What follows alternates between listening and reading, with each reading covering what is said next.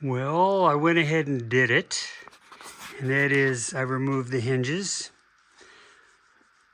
and I know it was the right thing to do because obviously you know that there's rust under the hinge, so those have been cleaned.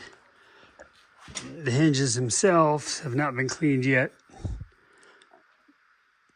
but I'm going to probably strip those. The other thing I did was I drilled holes. So if you can see here, there's some 0.078, that's like 5/64, 5/32, whatever, holes. And those are alignment holes. So when I go to put this thing back in, I can align the hinge to all these four holes. The upper hole, the bottom hole, line up the plate, okay? And then this hole and this hole lines up the hinge. So I'll get them back to where they were. Those pins might need to get bumped out if I have to move these hinges this way to get the doors aligned, but at least I'll have a really good starting point back to where they were originally. And everything's marked, so they'll all go back. This also allows me to do some more sanding in here because you're going to see a lot of this.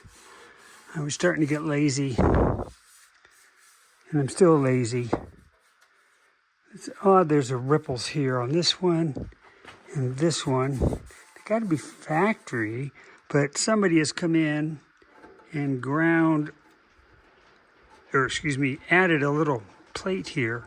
So this must have torn off at some point, and they put a little patch here. They didn't do a very good job of grinding, but I sanded it, ground it a little bit. I'm going to leave that, just a little bit of history of the car. Okay. So anyway, kind of happy with that. I think I'll buy all new bolts for the doors.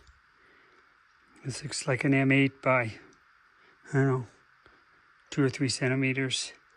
So I'll buy new ones so they're nice and clean and shiny stainless. And I think I'm out of paint stripper. I might be able to sandblast these, especially when I get my new compressor. Those can get sandblasted. I can lube them through these little holes here, get them working nicely, paint them off the car, and then reinstall. So that's what I did. I've also been working on this car a little bit here. The car, I had a few little dings. There's a couple right here. Worked on those. Like I said, I worked on this one. There were a couple more on the fenders. So I did that. I wiped everything down with lacquer thinner and 409 just to get a pre-clean. They're going to get dusty as they sit while I wait for. And this obviously is pretty rough, so that needs, I need a lot more sanding here. It really shows in the light, which is good, because I was missing a lot of those spots. So these doors need to get hit again. So I'll be going over those a lot easier. Now I can take them off, set them on the table over here, sand, put them back. This was just up here temporarily with a clamp, so I could move them back and forth. So that's where I'm at. So I forgot to mention the compressor. When I placed the order with Home Depot, free delivery, they were slated like the 18th to the 22nd of November. A couple days later, I get a text that the delivery date was changed to the 11th. And today I got a text that it's going to be delivered on the 4th.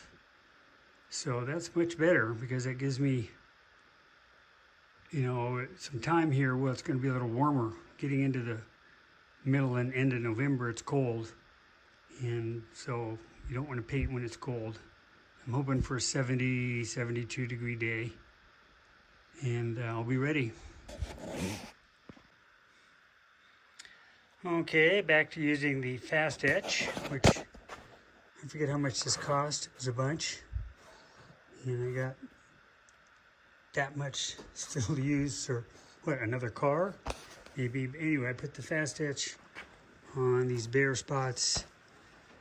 And then I use this grinding pad, which is the same one I used to strip the car, and hit the hinges, hit them on the wire wheel, and now I'm putting some Permatex rust dissolver gel and some Evapor-Rust in the lubricating holes and through the spacers here of the hinge.